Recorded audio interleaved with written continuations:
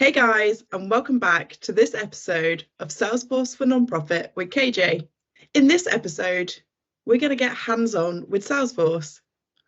We'll have a little orientation of the system, searching and navigation, and finally creating records. I'll also share some of my top tips for using the system. Let's get started. Welcome to my demo org. There are lots of different options in here which may differ from yours, but some of the key functionality will be the same. To start off with, we're going to have a little orientation of this system. At the top of the screen, you will see the global search bar, where you can search for pretty much anything that exists within the system. Along the top, we have our navigational tabs. These are those objects we spoke about in the first episode. On the left-hand side, we have our app launcher. This allows you to navigate between different user interfaces depending on your role. It also gives you options to more navigational tabs, for example, any tab which is not pinned along the top. Whenever you log into Salesforce, you'll normally be taken to your home screen. This can be a great place to display key metrics and dashboards.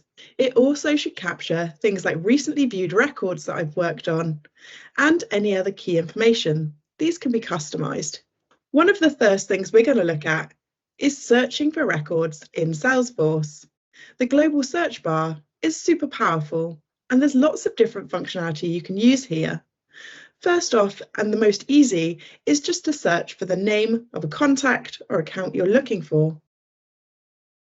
Typing in a name will reveal recently viewed records that I have interacted with. If I want to run a full search on the search term that I've typed in, I can simply hit enter on the keyboard.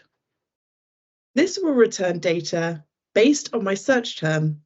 We can see we've got contacts, accounts, and so on. The most relevant information shows up first, and these objects will reorder as you interact with the system. So if you spend more time looking at accounts, you will see these presented first. One other way you can use the search is something called a natural language search. Think about this as asking a question to the system. For example, if I wanted to find all contacts in Bristol, I could enter this into the system and it would return any contact that had a mailing address of Bristol. From within the tabs, you'll be able to see a list of recently viewed records. These are records that you have recently clicked on. I can change the list view by going into the pre-filtered lists by using the drop-down arrow next to the name. I can then select other list views which are relevant. These can be created by your administrator, or we will be covering this in a later video. The final thing I want to show you is how to create a record. You can do this in several different ways, and I'm going to show you a few.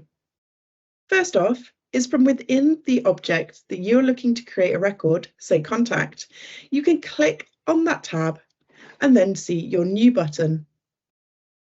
A quicker way to do this is to use the drop-down arrow next to the tab name. This will then bring up an option to create new contact from here. Both of them do exactly the same job. In some cases, you'll also be able to use the global actions and be able to create a new contact from here. As you can see, in this org, I cannot do this action. So let's create a new contact. By clicking New, I may or may not be presented with the option to select a record type. Think of this as different types of contacts we might interact with. Once I've selected the correct one, I can go ahead and click Next. In here, you'll find all the relevant fields connected to your contact. But most importantly, there will be mandatory fields which you must complete. These are denoted by the asterisks next to the field. The fields that are available is dependent on which fields have been added to your Salesforce. I'm simply going to enter the first and last name and click Save.